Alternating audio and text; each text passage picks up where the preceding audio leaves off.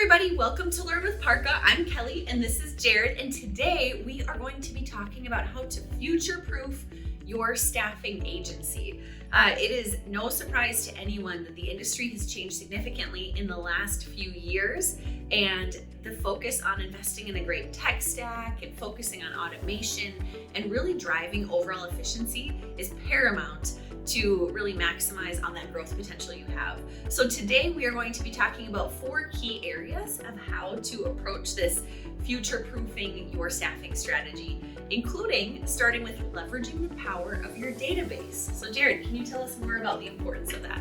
Yeah, so there's that term that your database is gold, right? And when we talk about it, especially with owners and leaders of staffing firms, the future of staffing is leveraging your database and automation and scalability. And so, yeah, there's a lot of buzzwords, but it really comes down to most owners of businesses are, eventually looking to sell, they're looking to exit some way. And the only way you do that is if you create something of value, right? And that's really what your database is. It's the gold, it's the future. Like private equity firms, now and into the future, when they come in, they look and they assess what do you have going on that we can continue to scale. And if you're stuck 5 years in the past, it's not going to be as attractive. And so when we talk about leveraging the power of that database, I always say, a lot of industries, a lot of companies, if you can get their first name, last name, and email address, you've won. Well, in staffing, you get their whole resume. You get a ton of information that you can use to, ultimately create better experiences for the candidate, but that also scales your business. And so, one of the things we were talking about is, automation will never, take away recruiters. The goal of automation is to actually help humans do human stuff and automate the rest. And, we have examples of clients that, throw a dollar amount out, spend $50,000 on really igniting their database one way or another. Well, that's turned into millions of dollars of business. Right. And the other thing is it's evergreen, and it doesn't quit. It doesn't, take vacations. It works 24/7, 365. And so, the companies that really set that up, then they can, pump volume through that system without having to hire 50 people, of which 20 don't make it, and then there's a cost and all that. So, it's really, when I look at the power of your database, it is, from that owner perspective of, okay, we have to create shareholder value. We have an exit strategy. What is that long play? Because at this point, everyone's trying to figure it out, right? We hear a lot, and you've heard in some of these Learn with Parqas, it's even the bigger companies are I feel we're 60% of the way there, but we don't know how to get to 90. Yep. Well, those people that figure out how to get to 90 the fastest are going to have an incredible advantage over the next couple of years. So. Right, and what we hear consistently, and I'm sure you're experiencing this too, is for so long, staffing firms have focused on the top of the funnel, right?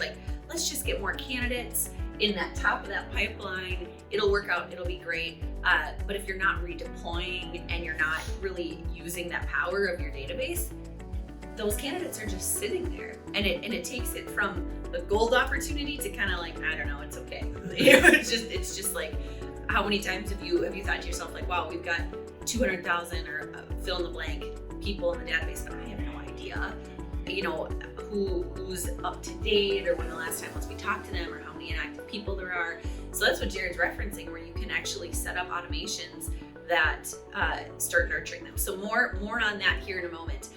The second point we want to cover is really diving into embracing automation. And Jared touched on this already, but just to give you an example, there's a client of ours that focuses on HR consulting as one of their business units. So mid to very senior level HR positions and longer term contracts. And they were experiencing this frustration because their recruiters, in order to go from 25 consultants out in the field to a higher number, potentially double that, they would just need to spend significant time on the weekends and the evenings, and people have families and it's tough. And so something that we did for them is put together a nurturing system that allowed them to essentially extend themselves without actually spending more time. So on average, the team went from having 25 consultants on the field to 40. Some had over 50. And so it's just really cool to be able to say, all right, like Jared said, like, let your humans focus on human things and then automate the rest.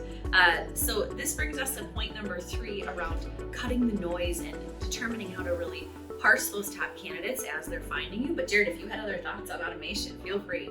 I got one. So from a business perspective, a lot of times you hear owners talk about like revenue per seat or something like that, and that's obviously the business side, which creates better gross margin and more profitability. So there's that side, but it's really mirroring it to Kelly's point is, at the end of the day, I believe, most staffing firm owners do truly care about their employees and want to create like a career for them, not just a job and some of that. And that's the reality is the best recruiters, if it's all manual labor, they reach a breaking point where, I would assume 99% of staffing firms, like those recruiters are commission based at least a certain percent. And when they hit that threshold, they get antsy, I guess is the right word, where they're like, okay, I make this amount of money now, but there's only 2 ways to make more money, and that is, sacrifice my family or do something different.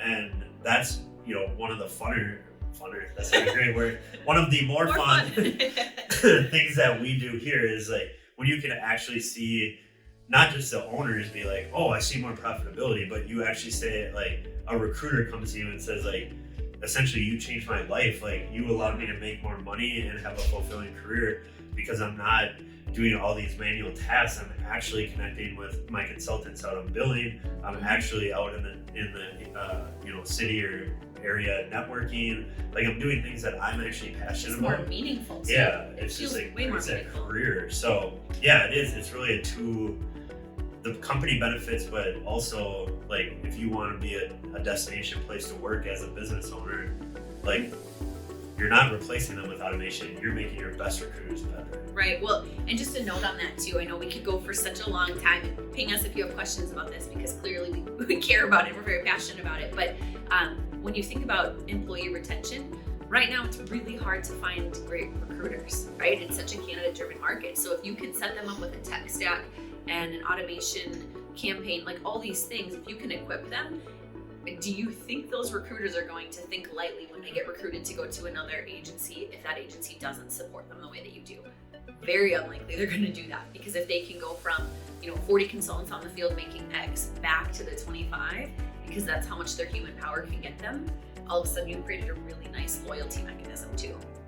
So I digress. Let's chat about the third point, so fun, around cut the noise and how to really focus on parsing out top candidates. There's a lot to unpack here as well. Yeah, I think that's, a little bit of the next phase of staffing as well, is just like not every candidate with automation needs to be treated equal. And, when it was a completely manual process, a sourcer, whatever, title you give that position, like 100 resumes come in, they got to go one by one. And you're relying on humans to make that decision of like, are they qualified or are they not? But it's also, you could have a massive team that's just sifting through that. And so, we talk about volume versus quality is a conversation where you need a measurement strategy to understand what success is, because we all know, and not to sound negative, but like the Indeeds and the Monsters, like, they have the volume. Like, there's no arguing that. Like, if you came to a Parqa or one of our competitors or whatever, like, we're not a global job board that's like planning to take over Indeed. Like, that's not the goal. But how do we show you that, like, you might have a higher cost per applicant, like you might have a higher cost per placement, but leveraging the technologies that are out there and the work that Parqa does, like, we can really help you hone in on who are your top candidates using that technology versus just having a team of sourcers just sifting through, last night, I got 100 in. Okay, well, yes. How do you get back to the one, like, if you have that purple unicorn they might be email number 87, Right. but you're looking at number 1, 2, 3, 4, and that doesn't account for the weekend when someone applies Friday night. Well, guess what? Like, most of your recruiters don't work on the weekend, but AI, automation, like all of that works 24/7, 365. So it really helps just clarify who the right candidates are using technology so that your recruiters are spending time on the A candidates and those C candidates are getting, sifted out. Right. So it's more about the quality over quantity. In our industry has always been about the quantity, right? Like how many dials, how many send outs, all of these data points, which are important, but if you can dial it back and say, all right, we're gonna cut the noise, focus on the quality, spend time automating processes that we can, it's just gonna end up with a better return for your investment overall.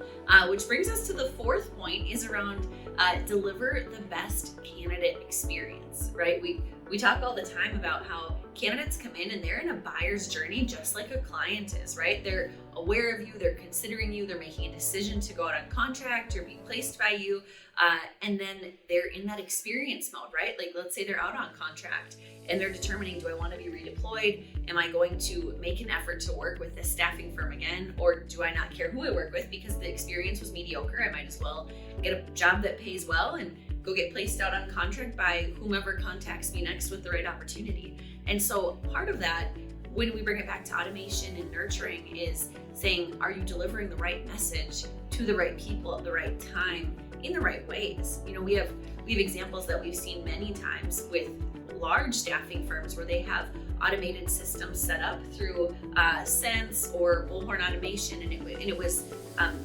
built by the customer success team, and then no one else in the staffing agency spent time looking at it.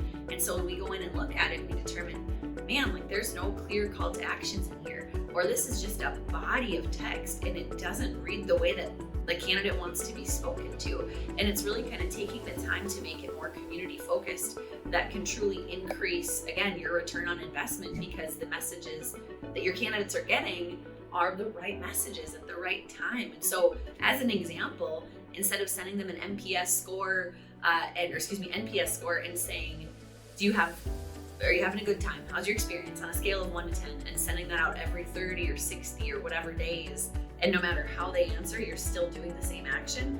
It's so much better to imply smart logic with that, where if they're having a bad experience, trigger a conversation with the recruiter. If they're having a great experience, that's when to serve up the email around your referral program. So there are so many great insights that we are very passionate about talking about. So as you think about future-proofing your staffing strategy as your firm continues to grow, keep in mind leveraging the power of your database, embracing automation, cutting through the noise to get to those top candidates, focusing on quality over quantity, and then delivering that best candidate experience.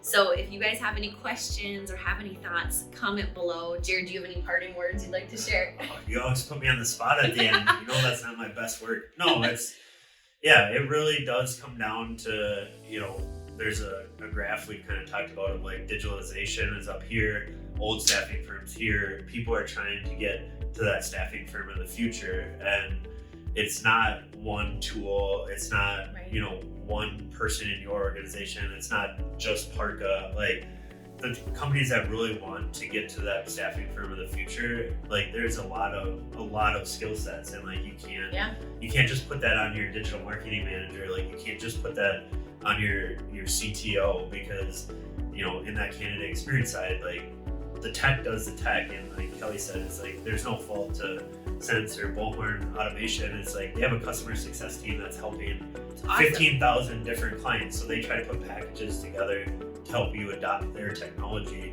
which is great. Yeah. But every candidate's experience is different, every business runs different, and that's where Kelly uses the infrastructure of Disney World versus the experience of Disney World. We can help on the experience part, but there's a lot of great technologies being built right now too. So it's going to take a lot of investment, a lot of trust, and finding those right partners that really want to see you succeed and grow your business. So thank you everyone for joining us on today's Learn with Parqa. We'll be back soon talking about more performance marketing insights for the staffing industry. In the meantime, if this was insightful to you, give it a like, throw out a comment, tag someone you think that should check this out, and we will see you next time.